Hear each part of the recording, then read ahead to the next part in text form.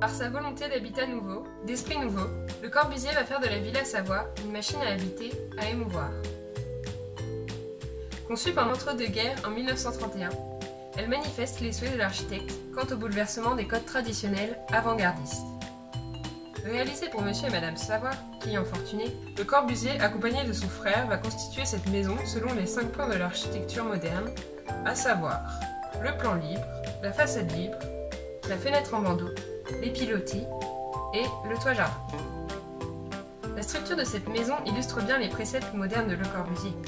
Le système constructif est composé de pilotis articulés selon une trame régulière.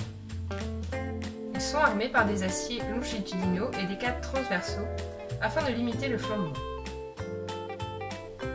Ces pilotis ont une fonction de soutènement, soulevant le volume, allégeant la structure contrairement aux constructions traditionnelles.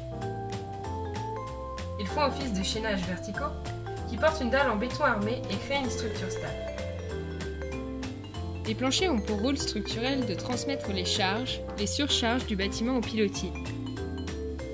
Ils participent également à la stabilité globale du bâtiment et peuvent assurer le contreventement horizontal. Pour une meilleure répartition des masses du plancher, des poutres ont été ajoutées et reportent les charges sur les pilotis, eux-mêmes ancrés dans le sol, à l'aide d'une semelle superficielle en béton armé. Cette organisation spatiale crée un plan libre qui permet la circulation des voitures au rez-de-chaussée, ainsi qu'un choix libre des rampes et cages d'escalier aux étages supérieurs. Une façade libre est possible grâce au décloisonnement. Le Corbusier installe alors des fenêtres en bandeau, larges et angulaires sans artifice, encadrées d'une structure en acier et en bois, qui font le tour du bâtiment et permettent de faire entrer la lumière. Cette maison se veut proche de la nature et offre des vues larges sur l'extérieur.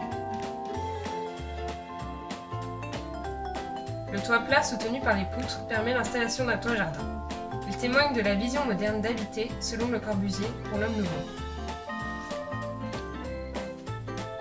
En conclusion, la Villa Savoie rassemble les 5 points de l'architecture exposés par Le Corbusier dans l'esprit nouveau. Cette prouesse architecturale est possible grâce à l'utilisation du béton armé, qui permet une révolution du mode structurel. Cette organisation spatiale apporte davantage d'espace libre et offre plus de commodités, comme la circulation des voitures et plus de lumière dans les pièces.